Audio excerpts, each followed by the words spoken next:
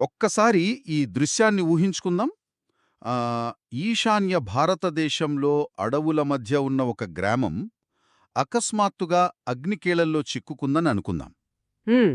ఊహించుకోవడానికే చాలా భయంకరంగా ఉందది. అవును గదా! ఇల్లు తగలబడుతున్నాయి, జనాలు ప్రాణభయంతో తమ సర్వస్వాన్ని వదిలేసి పారిపోతున్నారు. ఆ పారిపోయిన వారిని ప్రత్యేక విమానాల్లో ఎక్కించి వేలాది మైళ్ల దూరం తీసుకెళ్లి సరిగ్గా ఒక భయంకరమైన యుద్ధం జరుగుతున్న దేశంలో దించుతారు. వింటుంటేనే ఏదో సినిమా సీన్లాగా అనిపిస్తోంది. కరెక్ట్. నాకు అలాగే అనిపించింది. కట్ చేస్తే కొద్ది రోజుల్లోనే ఆ భారతీయులు ఒక విదేశీ సైనిక దుస్తులు ధరించి చేతిలో ఆయుధాలు పట్టుకొని యుద్ధభూమిలో కనిపిస్తారు. అంటే ఇదంతా చూస్తే ఖచ్చితంగా ఒక హాలీవుడ్ స్పై థ్రిల్లర్ సినిమాలాగా, ఏదో పెద్ద అంతర్జాతీయ కుట్రలాగా అనిపిస్తుంది ఎవరికైనా. అదే. లేదా ఒక రహస్య మిషన్లాగా అనిపిస్తోంది కదా. కానీ ఇది సినిమా కాదు. ప్రస్తుతం మన కళ్ల ముందే వార్తల్లో కనిపిస్తున్న వాస్తవం. అవును. ముఖ్యంగా సోషల్ మీడియాలో ఇలాంటి రెండు వేర్వేరు సంఘటనలను పక్కపక్కన పెట్టినప్పుడు మనుషుల మెదడు ఆటోమేటిక్గా లేని సంబంధాలను కూడా అతుకు పెట్టేస్తుంది. ఖచ్చితంగా. తెలియని విషయాలను ఊహలతో నింపేసి ఒక థ్రిల్లింగ్ కథను అల్లేసుకుంటాం. సరిగ్గా అదే జరుగుతోందిప్పుడు. మ్మ్. ఆ కథ వెనుక ఉన్న అసలు వాస్తవాలేంటనేది తెలుసుకోవడం చాలా ముఖ్యం. అదే మన ఉద్దేశ్యం. ఈరోజు ఈ లోతైన విశ్లేషణలో మనం మాట్లాడుకోబోయే విషయం కూడా అలాంటిదే. ఒకవైపు మణిపూర్ రాష్ట్రంలో తీవ్రమైన అల్లర్లు జరుగుతున్నాయి. సరిగ్గా అదే సమయంలో ఇజ్రాయెల్ హమాస్ మధ్య భీకరమైన యుద్ధం మొదలైంది. అవును. ఆ రెండు సంఘటనల మధ్య ఈ గిరిజనుల వలస జరగటం. కరెక్ట్. ఆ మణిపూర్ నుండి కొంతమంది గిరిజనులను ఇజ్రాయెల్ దేశం హుటాహుటిన తీసుకువెళ్లడం ఇప్పుడు పెద్ద చర్చనీయాంశంగా మారింది. వీళ్లందర్నీ కిరాయి సైనికులుగా వాడుకోవడానికే తీసుకువెళ్తుందని చాలామంది నమ్ముతున్నారు. ఇక్కడే మనం కొంచెం ఆగి వాస్తవాలను నిశితంగా పరిశీలించాలి. ఒక సంఘటన వెనుక ఉన్న అసలు కారణాలు తెలుసుకోవాలంటే ఆవేశపడకుండా చరిత్రలోకి తొంగి చూడాలి. నిజమే. అసలొక దేశం వేలాది మైళ్ల దూరంలో ఉన్న గిరిజనులను తమ ప్రజలు అని ఎందుకు అంటోంది అనేది చూడాలి కదా. ఖచ్చితంగా. ఈ విషయాలను మనం ఎలాంటి రాజకీయ లేదా భావోద్వేగ పక్షపాతాలు లేకుండా కేవలం మన ముందున్న మూలాల ఆధారంగా విశ్లేషించబోతున్నాం. ఇక్కడ ఎవరి పక్షం వహించడం లేదు, కేవలం అసలు చిత్రాన్ని అర్థం చేసుకునే ప్రయత్నం చేస్తున్నాం. మంచి పాయింట్ చెప్పారు. అయితే అస్సలు ఈ కథను అర్థం చేసుకోవాలంటే మనం ప్రస్తుత కాలంలో ఉంటే సరిపోదు. ఏకంగా 2700 సంవత్సరాల వెనక్కెళ్లాలి. అవును, అంత పెద్ద చరిత్ర ఉంది దీని వెనుక. ముందుగా అసలు ఈ వెళ్తున్నది ఎవరు, వాళ్ల నేపథ్యం ఏమిటి అన్నది మాట్లాడుకుందాం. వారు మణిపూర్కి చెందిన ఒక ప్రత్యేకమైన గిరిజన వర్గం. వారిని బ్నై మనాషే అని పిలుస్తారు కదా. ఈ పేరుకేదో ప్రత్యేకమైన అర్థం ఉన్నట్లుంది. అవునండి. బ్నై మెనాషే అనేది హీబ్రూ పదం. దానికర్థం మెనాషే సంతతి అని. అంటే చిల్డ్రన్ ఆఫ్ మెనాషే అన్నమాట. ఓహో, అంటే ప్రాచీన ఇజ్రాయెల్ చరిత్రకు సంబంధించిన ఇది. కరెక్ట్.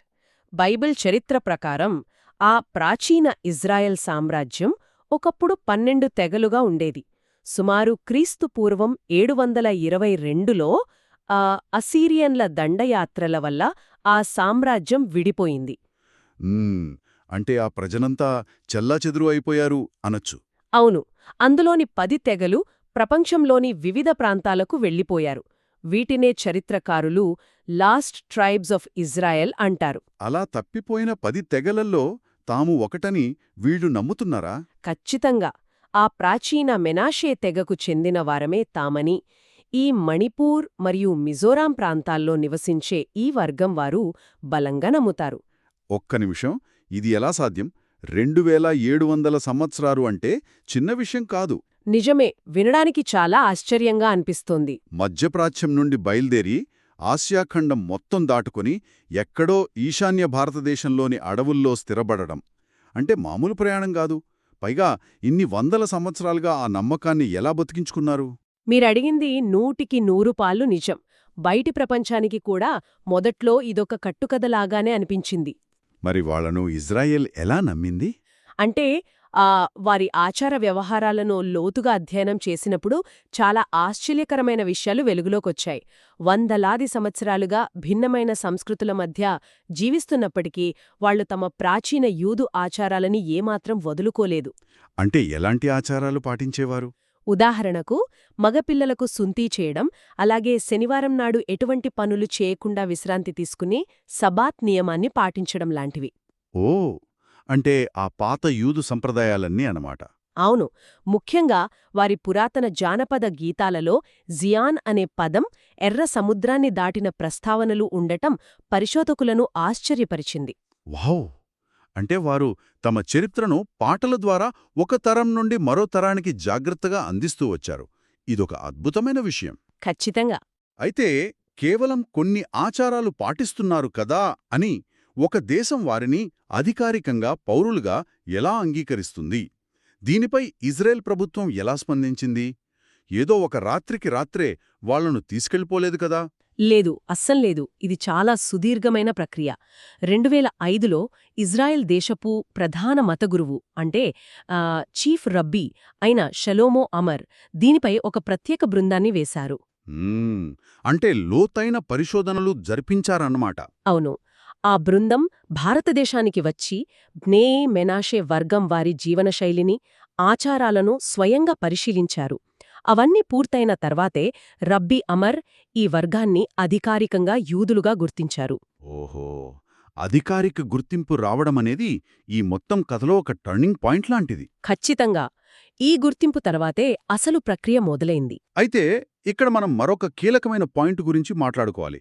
అదే లా ఆఫ్ రిటర్న్. నేను దీని గురించి చదివినప్పుడు నిజంగా ఆశ్చర్యపోయాను. అసలు ఈ చట్టం ఎందుకు పుట్టింది?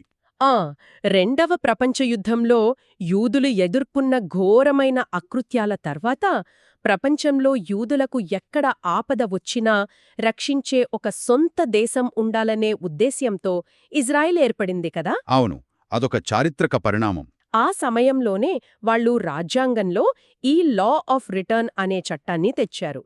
దీని ప్రకారం ప్రపంచంలోని ఏ మూలన నివసిస్తున్న యూదుడైనా సరే ఇజ్రాయెల్కు తిరిగి వెళ్లి ఆ దేశ పౌరస్వత్వం పొందే జన్మ హక్కు కలిగి ఉంటాడు. అంటే ఎవరైనా సరే వాళ్ళ దేశానికి వెళ్ళిపోవచ్చు? అవును. ఈ ప్రక్రియను వాళ్ళు హీబ్రూ భాషలో అలియా అంటారు. అంటే ఉన్నత స్థాయికి ఎదగడం లేదా తిరిగి వెళ్లడం అనే అర్థం. ఓహో, అంటే 2005లో బ్నే మెనాషే వారికి అధికారిక గుర్తింపు రాగానే ఆటోమేటిక్గా ఈ చట్టం కింద వారు ఇజ్రాయెల్ వెళ్లేందుకు అర్హత సాధించారు. అంతే కదా. అందుకే ఇజ్రాయెల్ వారిని తమ ప్రజలు అంటోంది. క్లియర్గా అర్థమైంది. కాని ఇక్కడే నాకు పెద్ద సందేహం వస్తోంది. మీరు చెప్పిన దాని ప్రకారం ఈ అలియా ప్రక్రియ 90ల నుండి లేదా కనీసం 2005 నుండి నెమ్మదిగా జరుగుతూనే ఉంది కదా? అవును, జరుగుతోంది. ఇప్పటికే వేలాది మంది అక్కడ స్థిరపడ్డారు కూడా. మరి దశాబ్దాలుగా ఎటువంటి ఆర్భాటం లేకుండా జరుగుతున్న ఈ సాధారణ ప్రక్రియ అకస్మాత్తుగా ఇప్పుడు మాత్రమే ఇంటర్నెట్లో ఒక పెద్ద కుట్ర సిద్ధాంతంగా ఎందుకు పేలింది? ఏం జరిగిందసలు? మీరు అడిగిన ఈ ప్రశ్న చాలా ముఖ్యం. ఎందుకంటే దశాబ్దాలుగా జరుగుతున్న ఈ ప్రక్రియను ప్రస్తుత పరిస్థితులు ఒక్కసారిగా వేగవంతం చేశాయి. ఆ వేగాన్ని చూసే బయట ప్రపంచం అపార్థం చేసుకుంటోందా? ఖచ్చితంగా. ఈ ప్రక్రియ ఎందుకు వేగవంతమైందో అర్థం కావాలంటే మనం మణిపూర్ రాష్ట్రంలో ఇటీవల జరిగిన పరిణామాలను చూడాలి. మణిపూర్ అల్లర్లు, అవును, గత కొంతకాలంగా అక్కడ పరిస్థితులు ఎంత దారుణంగా ఉన్నాయో మనం వార్తల్లో చూస్తూనే ఉన్నాం. చాలా విషాదకరమైన సంఘటనలు జరిగాయక్కడ. కాని ఆ అంతర్గత కుల లేదా జాతి ఘర్షణలకు ఈ బ్నే మెనాషే వర్గానికి ఏంటి సంబంధం? వారు కేవలం తమ మతాన్ని ఆచరించుకునే ఒక చిన్న సమూహం కదా. ఇక్కడే ఒక సంక్లిష్టమైన సామాజిక కోణం దాగి ఉంది. ఈ బ్నే మెనాషే వర్గం వారు మతం పరంగా యూదులైనా జాతిపరంగా వారు మణిపూర్లోని కుకీజో వర్గానికి చెందినవారు. ఓ, అంటే కుకీ మరియు మైతీ వర్గాల మధ్య జరిగిన ఘర్షణల్లో వీళ్లు కూడా ఉన్నారా? అవును. ఆ భయంకరమైన హింసాత్మక ఘర్షణలలో వీరు కూడా తీవ్రంగా నష్టపోయారు. వారు ఆ గొడవలకు కేంద్రబిందువు కాకపోయినా క్రాస్ ఫైర్లు చిక్కుకున్నారు. అంటే కేవలం కుకీ జాతికి చెందినవారు కావడంతో దాడులు గురయ్యారా? వాస్తవాలు పరిశీలిస్తే ఆ హింసలో వారి ఇళ్లు తగలబడ్డాయి, వారి సినగాగులు ధ్వంసమయ్యాయి కదా. అవును, పవిత్ర గ్రంథాలు కూడా కాలిపోయాయి. కొందరు ప్రాణాలు కోల్పోయారు.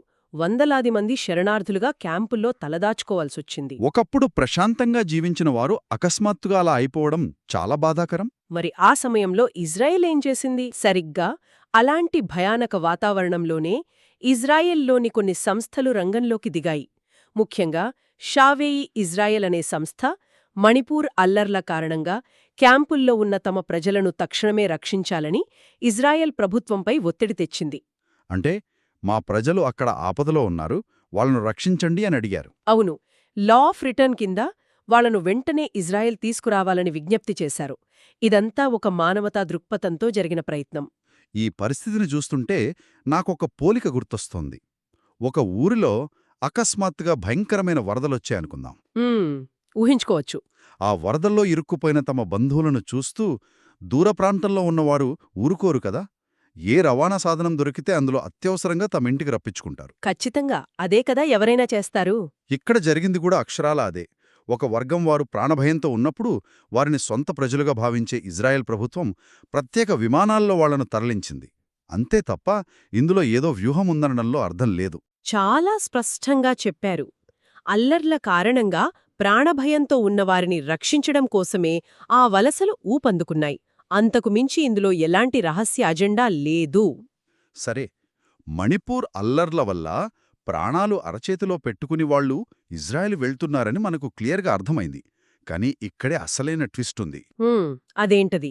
వాళ్ళు ఇజ్రాయెల్ భూభాగం మీద అడుగు పెట్టారో లేదో ఇజ్రాయెల్ హమాస్ మధ్య కనీవినీ ఎరుగని ఒక భయంకరమైన యుద్ధం మొదలైంది. అవును, దురదృష్టవశాత్తు టైమింగ్ అలా కలిసొచ్చింది. కొద్ది రోజుల్లోనే నిన్న మొన్నటి వరకు మణిపూర్ అడవుల్లో ఉన్న యువకులు ఇజ్రాయెల్ సైనిక దుస్తుల్లో పెద్ద ఆయుధాలు పట్టుకుని ఉన్న ఫోటోలు వైరల్ అయ్యాయి కదా. చాలామంది ఆ ఫోటోలు చూసి షాక్ అయ్యారు. ఇప్పుడు కొంచెం ఆలోచిస్తే సైనికులు అత్యవసరంగా కావలసిన సమయంలోనే వీళ్లను ప్రత్యేక విమానాల్లో తీసుకువెళ్లడం, వెంటనే మిలిటరీ ట్రైనింగ్ ఇచ్చి ఆయుధాలు అప్పగించడం చూస్తే ఎవరికైనా అనుమానం వస్తుంది.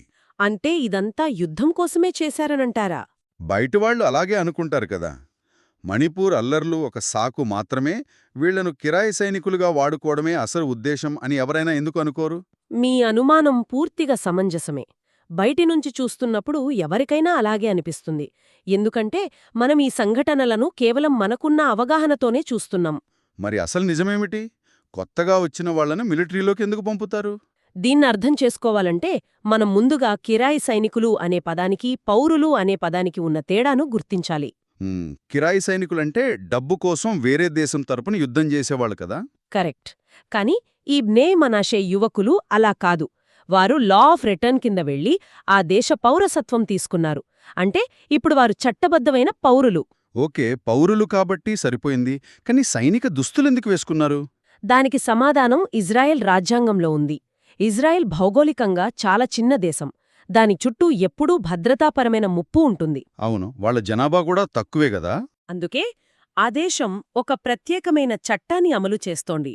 అదే నిర్బంధ సైనిక సేవ, అంటే మ్యాండేటరీ కన్స్క్రిప్షన్ అన్నమాట. ఓహో, అంటే అందరూ మిలిటరీలో పనిచేయాలా? అవును.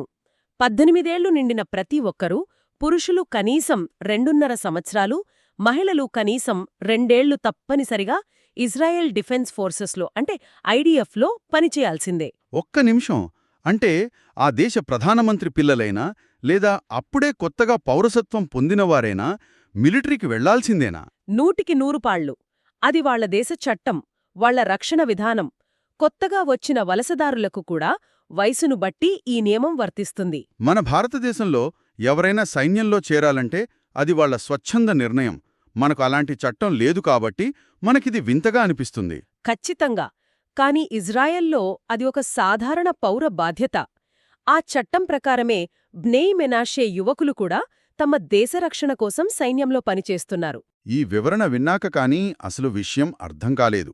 వాళ్లు డబ్బులు కోసం వెళ్లిన కిరాయి సైనికులు కాదు, కొత్త దేశ చట్టాలను గౌరవిస్తున్న సాధారణ పౌరులు. అంతే కదా. కాని ఇజ్రాయెల్కు నిజంగా వీళ్లే సైనికులుగా అవసరమా? బ్నే మెనాషే యువకులు మహా అయితే కొన్ని 100 మంది ఉంటారు. లక్షల మంది ఉన్న ఆధునిక ఇజ్రాయెల్ సైన్యానికి ఈ 100 మందితో యుద్ధం గలవాల్సిన అవసరం ఉందా? మీరు కరెక్ట్ లాజిక్ పట్టుకున్నారు. 100ల సంఖ్యలో ఉన్న కొత్త పౌరులను సైన్యంలో చేర్చుకోవడమనేది యుద్ధగతిని మార్చే భారీ సైనిక వ్యూహం కానే కాదు. మరి ఏంటది? అదొక రొటీన్ అడ్మినిస్ట్రేటివ్ ప్రాసెస్. వాళ్లు పౌరసత్వం తీసుకున్నారు, వాళ్ల వయసు అర్హమైనది కాబట్టి యూనిఫామ్ వేశారు, అంతే. ఇక హమాస్ యుద్ధం మొదలవడమనేది ఒక కాకతాళీయం మాత్రమే. అంటే ప్రాణభయంతో ఉన్న వారిని రక్షించడం, అదే సమయంలో అక్కడ యుద్ధం రావడం అన్నీ కోయిన్సిడెన్స్ అనమాట. అవును, ఇవి వేర్వేరుగా జరిగిన వాస్తవాలు. అబ్బా, ఈ విషయాలన్నీ విడమర్చి విన్న తర్వాత ఒక పెద్ద రిలీఫ్ ఫీలింగ్ వస్తోంది. భౌగోళికంగా ఏ సంబంధం లేని రెండు భిన్నమైన పరిస్థితులను చూసి మనం ఎంత త్వరగా తప్పుదారి పడతామో ఇదొక పర్ఫెక్ట్ ఉదాహరణ. నిజమే. సోషల్ మీడియాలో చూసే ప్రతిదానికి ఒక కథ అల్లేయడం చాలా కామన్ అయిపోయింది. అవును. సో ఇప్పటివరకు మనం లోతుగా విశ్లేషించిన ఈ మొత్తం వ్యవహారాన్ని ఒక్కసారి సారాంశంగా చూద్దాం. మనం ప్రధానంగా 3 వేర్వేరు వాస్తవాలను చూశాం. మొదటిది, ప్రపంచవ్యాప్తంగా ఉన్న యూదులను ఇజ్రాయెల్ రప్పించుకునే లా ఆఫ్ రిటర్న్ చట్టం. ఇది దశాబ్దాలుగా జరుగుతున్న సాధారణ వలసల ప్రక్రియ. అవును. రెండవది, మణిపూర్లో జరిగిన కులఘర్షణలు. ఆ అల్లర్లల్లో ఇళ్లు కోల్పోయిన తమ ప్రజలను రక్షించుకోవాలనే మానవతా దృక్పథంతో ఇజ్రాయెల్ ఆ వలసలను వేగవంతం చేసింది. కరెక్ట్. ఇక మూడవది, ఇజ్రాయెల్ దేశంలో ఉన్న తప్పనిసరి సైనిక సేవల చట్టం. ఆ చట్టం వల్లే బ్నే మెనాషే యువకులు సైన్యంలో ఉన్నారు తప్ప కిరాయి సైనికులుగా కాదు. ఈ 3 వాస్తవాలు విడివిడిగా చూస్తే చాలా స్పష్టంగా ఉన్నాయి కదా, కానీ వీటిని కలిపి కుట్ర అనుకోవడం కేవలం అవగాహన లోపమే. ఖచ్చితంగా. మళ్ళీ ఇక్కడ ఒక విషయాన్ని గుర్తు చేస్తున్నాం. ఈ చర్చలో మనం ఇజ్రాయెల్ రాజకీయ వైఖరిని కానీ, మణిపూర్లోని ఏ వర్గం సిద్ధాంతాలను కానీ సమర్థించడం లేదు. అవును, కేవలం జరుగుతున్న సంఘటనల వెనుక ఉన్న నేపథ్యాన్ని మాత్రమే వాస్తవిక దృక్పథంతో విశ్లేషించాం. ఇలాంటి విషయాలు తెలుసుకోవడం వల్ల అది మనకొక గొప్ప పాఠం నేర్పుతుంది. ఒకచోట అల్లర్లు, మరోచోట యుద్ధం చూసి వాట్సాప్, ట్విట్టర్ లాంటి వాటిలో తప్పుడు ప్రచారం ఎంత త్వరగా వ్యాపిస్తోందో చూస్తూనే ఉన్నాం. అవును, మనం జీవిస్తున్న ఈ ఇన్ఫర్మేషన్ ఓవర్లోడ్ కాలంలో ఏది నిజం, ఏది అబద్ధమని తెలుసుకోవాలంటే విమర్శనాత్మక ఆలోచన చాలా అవసరం. నిజమే. వార్తల వెనుక ఎలా, ఎందుకు అని ప్రశ్నిస్తేనే అసలు వాస్తవాలు తెలుస్తాయి. మనం ఈ విశ్లేషణ మొదట్లో అనుకున్నట్లు ఇదంతా ఏదో డిటెక్టివ్ కుట్రలాగా కనిపించింది. కాని వాస్తవాలను పరిశీలించిన తర్వాత ఒక స్పష్టమైన చిత్రం మన కళ్ల ముందు నిల్చింది. ఖచ్చితంగా ఇజ్రాయెల్ వాళ్లను తీసుకువెళ్లడం అనేది కుట్ర కాదు, అదొక చట్టపరమైన బాధ్యత మరియు మానవతా చర్య. సరే, ఈ మొత్తం చర్చ ముగిసిన తర్వాత నా మనసులో ఒక సరికొత్త ఆలోచన మిదులుతోంది. ఏంటది? ఒకసారి ఊహించుకుందాం. దాదాపు 2700 సంవత్సరాల క్రితం ప్రాచీన ఇజ్రాయెల్ నుండి ఒక వర్గం దూరమైపోయింది. ఖండాలు దాటి వేలాది మైళ్ల దూరంలో ఉన్న ఈశాన్య భారతదేశంలోని అడవులలో స్థిరపడింది. ఎన్నో భిన్నమైన సంస్కృతులు, భాషల మధ్య కదా. అవును. అయినా సరే తమ పురాతన యూదు ఆచారాలను, తమ గుర్తింపును మర్చిపోకుండా ఇన్ని వందల తరాలుగా వారు ఎలా కాపాడుకోగలిగారు? నిజంగానే చాలా ఆశ్చర్యంగా ఉంది ఆలోచిస్తే. ఏ విధమైన టెక్నాలజీ, లిఖితపూర్వక ఆధారాలు లేని కాలంలో తమ మూలాలను ఒక పవిత్రమైన జ్యోతిలా ఎలా అందిస్తూ వచ్చారు? మానవజాతి తమ మూలాలను వెతుక్కుంటూ చరిత్రను గుండెల్లో దాచుకునే ఈ సామర్థ్యం గురించి కాసేపు ఆలోచించండి. 2700 ఏళ్ల తరువాత మళ్లీ తమ స్వస్థలానికి చేరుకోవడమనేది అద్భుతమైన మానవ ప్రయాణం. ఖచ్చితంగా. ఈ అస్తిత్వాన్ని కాపాడుకునే తపన గురించి ఆలోచిస్తూనే ఉండండి. మరొక ఆసక్తికరమైన, లోతైన విశ్లేషణతో మళ్ళీ కలుద్దాం.